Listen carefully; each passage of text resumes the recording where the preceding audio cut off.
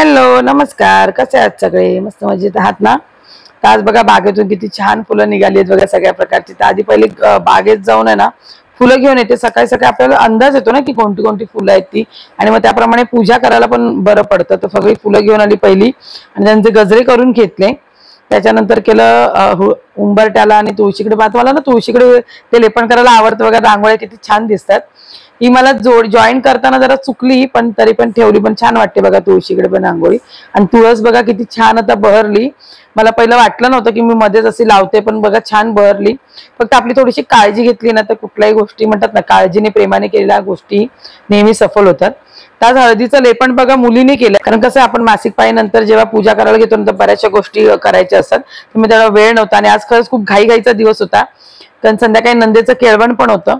तर बघा छान अशी आधी सकाळी पूजा करून घेतली। तिने म्हणतात ना थोडीशी मदत ती करते ना त्याच्यामुळे बरंच पडतं। बऱ्याचदा होत्या सध्या तिची पेपर असल्यामुळे सुट्टी आणि अशी परीक्षा चालू असल्यामुळे सध्या तिची थोडीफार मदत होते मला।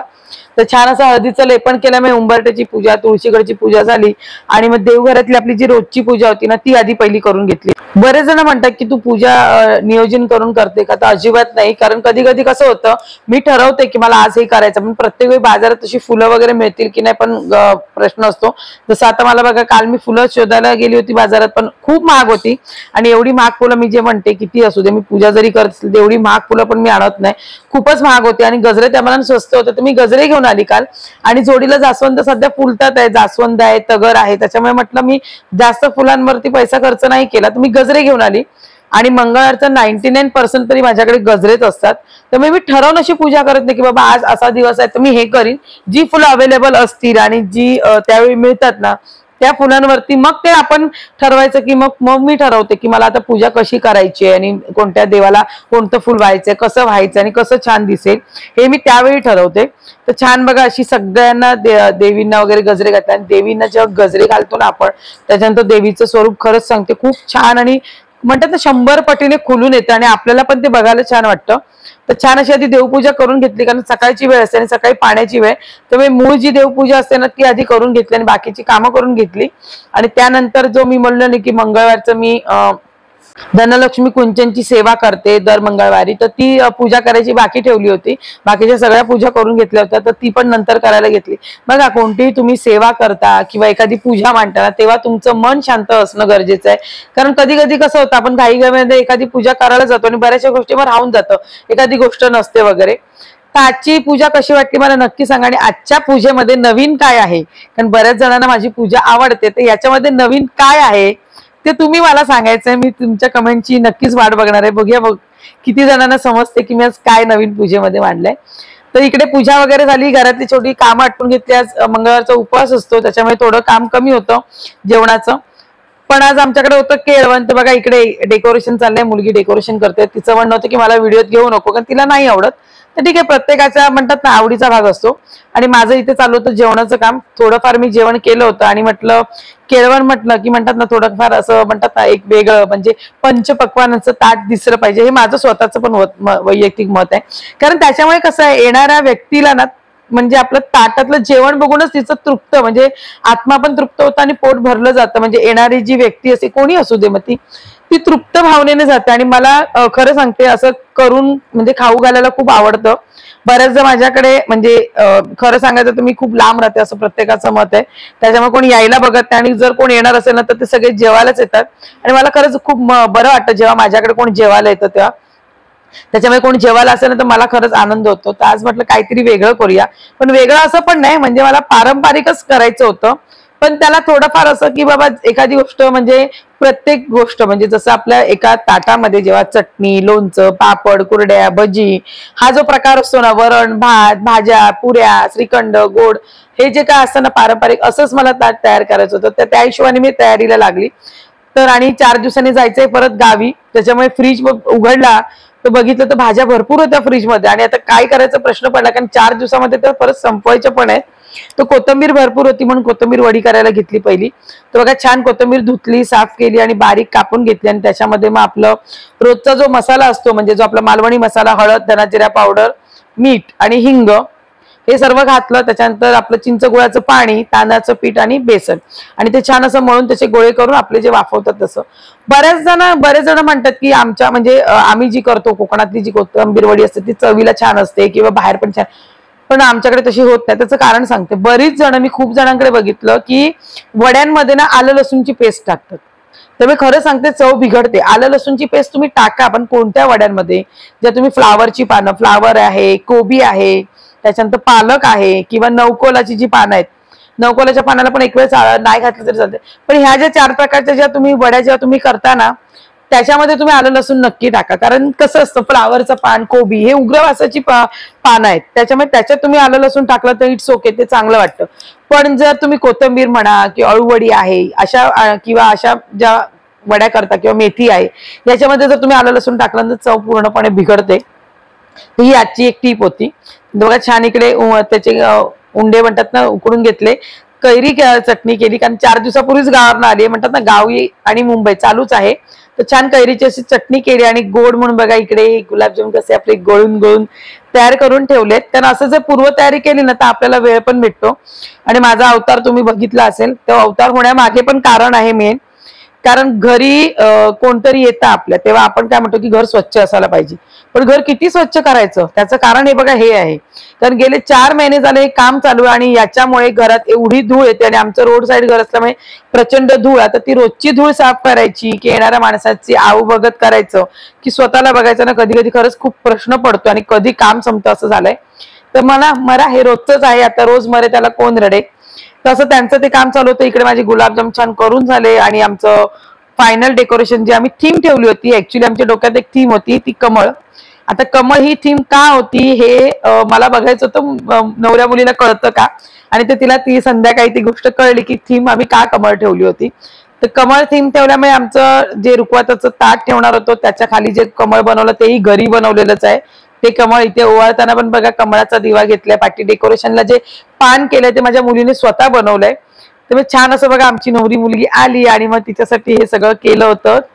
अखेर ती आली, आणि मग म्हणतात ना घाई झाली सगळी, कारण ती ऐन मोमेंटला आली अक्षरशः. कारण ती रात्री राहणार होती, त्यामुळे तिचं काम आटपून ती उशिरा आली. आणि माझा उपवास असल्यामुळे खरं सांगते माझ्या जीवाची नुसती कलकलनी चालू होती, कारण मला उपवास असा पटकन जमत नाही. त्यामुळे ती पण ऐन मोमेंटला आल्यामुळे ना पुढचं रेकॉर्डिंग आम्हाला काहीच करता नाही आली. पण आम्ही मजा म्हणतात ना चौघच होतो, पण धमाल मस्ती करत मस्त आजचं केळवण सेलिब्रेट केलं. त्याच्यानंतर रात्री गप्पा झाल्या. छान गप्पा करत करत रात्री 11:30-12ला कधी डोळा लागला कळला सुद्धा नाही. तर असा हा केळवण होता, आणि खरं सांगते खूप मजा आली. जेवणाचं ताट बघूनच ती एवढी हे झाली की म्हणजे काय खावं आणि काय नको असं झालं होतं तिला. ते याच्यामध्ये जे पण डेकोरेशनसाठी होतं जे केलंय नाही सगळं आम्ही स्वतः केलंय. कमळ पण बघा स्वतः बनवलंय माझ्या मैत्रिणीने. तर कसा वाटला आजचा व्हिडिओ मला नक्की कमेंट करून सांगा. हा नमस्कार. तर आज आपला विषय तुम्हाला कळलाच असेल कोणता विषय आहे, तर केळवण, जे आज आमच्याकडे झालं, माझ्या नंदेचं केलं. केळवण म्हणजे खरं काय तर काळजी करणं किंवा काळजीपूर्वक सांभाळणं. आता हे केळवण का केलं जायचं बघा, आपल्या काही रीती परंपरा रूढी खरंच खूप छान होत्या.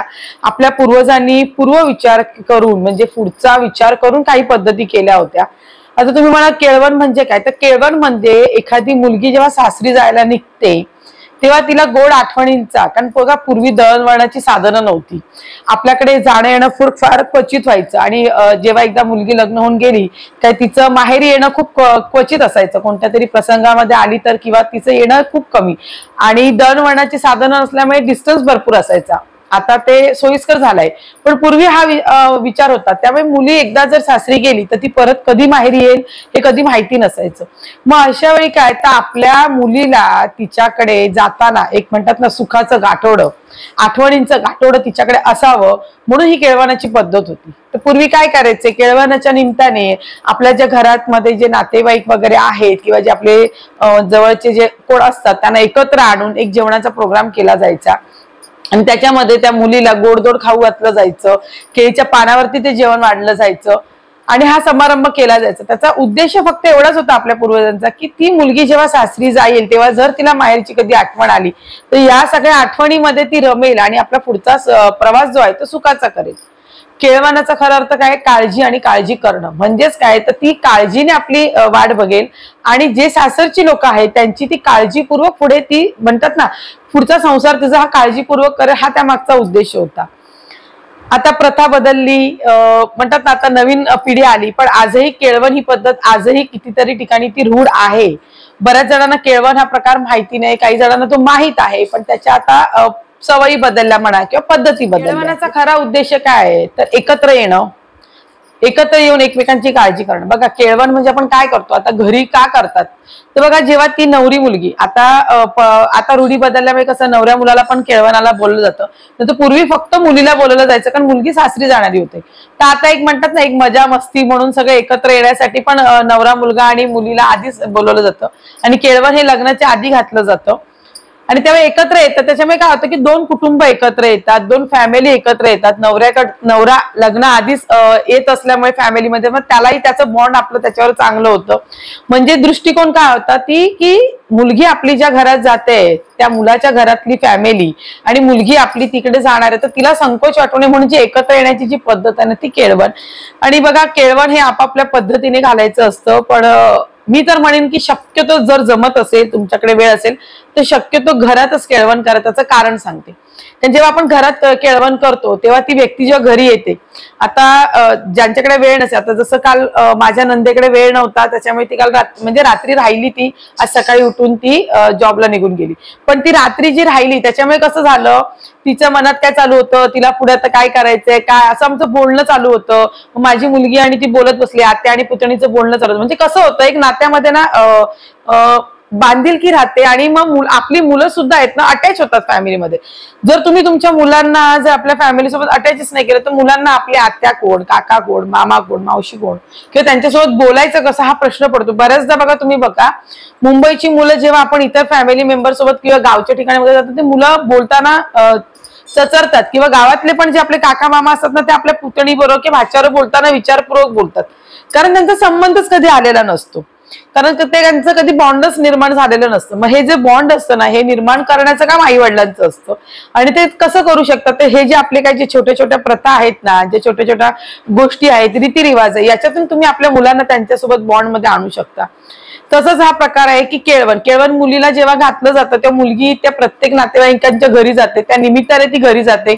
आता ती गेली ते तिथे जेवते वगैरे, तेवढ्या वेळ आपलं बोलणं होतं. बघा जेवण ही काही मोठी गोष्ट नाहीये, आपण रेग्युलर हॉटेलमध्ये वगैरे जातच असतो आणि खातच असतो, त्यामुळे ती काही मोठी इश्यू नाही. त्याच्यानंतर गिफ्ट देणं हे पण काही मोठं नाहीये. सर्वात मोठा महत्वाचा भाग काय आहे तर एकत्र येणं, आपल्या फॅमिलीने एकत्र येणं किंवा आपल्यामधलं जे नातं संबंध आहे ते जोपासणं, ते वाढवणं, ते खुलवणं हे त्याचा मागचा खरा उद्देश आहे. तर मी तर म्हणते खरंच सांगते आपल्या ज्या पूर्वजांनी ज्या काही रीती रूढी परंपरा ज्या काही केल्या आहेत ना त्याचा वारसा पुढे नेणं ही आपलंच काम आहे. आज आपण आपल्या संस्कृतीला जपतोय, आपल्या संस्कृतीचं अनुकरण आज ना विचार करण्यासारखी गोष्ट आहे की आपल्या संस्कृतीचं अनुकरण आज बाहेरच्या देशातली लोक करतायत. आज आपले नऊवारी नेसणं म्हणा, आपलं खाणं पिणं, आपण कसे वावरतो, आपले कोणते ग्रंथ वाचले जातात ह्याचं अनुकरण आज बाहेरची लोक करतायत. तर मला सांगा एवढ्या सन्मानाची गोष्ट जी आपल्या पूर्वजांनी आपल्यासाठी केली ती जपणं पण आपलंच कर्तव्य आहे. त्यामुळे या ज्या रूढी प्रथा परंपरा आहेत ना याला कमी न लेखता त्या जास्तीत जास्त वाढवणं आपल्या मुलांनाही किंवा आपल्या पुढच्या पिढीला त्या कळल्या पाहिजे आणि त्या कशा केल्या पाहिजे हेही कळलं पाहिजे. फक्त एक मजा मस्ती म्हणून नाही पण त्याचा खरा उद्देश काय आहे हे पण कळलं. बऱ्याचदा लोकांच्या डोक्यात येतं अरे केळवण आलं म्हणजे खर्च आला, केळवण आलं म्हणजे गिफ्ट देणं आलं, हे नसतं. कारण ह्या बिंबवल्या गेलेल्या प्रथा आहेत. जर तुम्ही आपल्या मुलांना त्याच्या मागचा उद्देश सांगाल ना तर आपली मुलंही त्या आवडीने करतील. केळवण म्हणजे काय तर आपल्याकडे कोणतरी येते जेवायला, ती आपली कोणतरी रिलेटिव्ह आहे, तिच्यावर आपलं बॉन्ड चांगलं होणार आहे, एकमेकांसोबत आपल्याला राहायचंय, हा त्याचा मागचा खरा उद्देश आहे. आणि जे आपले प्रथा आणि ज्या परंपरा आहेत त्याचा खरा उद्देश जेव्हा तुम्ही मुलांना सांगाल ना तेव्हा तुमची मुलंही त्या गोष्टी आवर्जून करतील. आता हे जे मागचं माझं तुम्ही डेकोरेशन बघताय हे स्वखुशीने केलेलं आहे आणि स्वतः माझ्या मुलीने केलेलं आहे. त्याच्यामध्ये काय असं नाहीये एखाद दुसरी गोष्ट विकतची आहे, पण हे जे बनवणं वगैरे आहे ना हे तिने स्वतः केलं. म्हणजे कसं जेव्हा तुम्ही मुलांना त्याच्या प्रथा काय आहेत ह्या जेव्हा तुम्ही समजावून सांगता तेव्हा मग मुलांनाही कळतं की हे करण्यामागचा उद्देश काय असतो. जेवण तर आपण हॉटेलमध्ये असंही बाहेर जातो, बरेचसे लोक आहेत जे सॅटर्डे संडे बाहेर जातात जेवायला, ते काय मोठं काम नाहीये. पण आपल्या घरी कोणाला तरी बोलवून जेवण करून घालणं, वेगवेगळे पंचपक्वान्न करून घालणं, ह्याच्यात जी मजा आहे ना ती तर कुठल्याच गोष्टीमध्ये नाही. आणि मी सांगते आपल्या रूढी प्रथा परंपरेला कधीच तोड नाही आणि कधी असूही शकत नाही जोपर्यंत त्या आपण जपतोय आणि त्या आपण जपायच्या आहेत आणि पुढच्या पिढीपर्यंत हा वारसा न्यायचा आहे. तर असा एकंदरीत होता आजच्या केळवणा संबंधीचा व्हिडिओ. कसा वाटला व्हिडिओ नक्की कमेंट करून सांगा आणि नेहमीप्रमाणे व्हिडिओ आवडल्यास व्हिडिओला लाईक शेअर सबस्क्राईब करा. चला तर लवकर भेटू नवीन व्हिडिओ. तोपर्यंत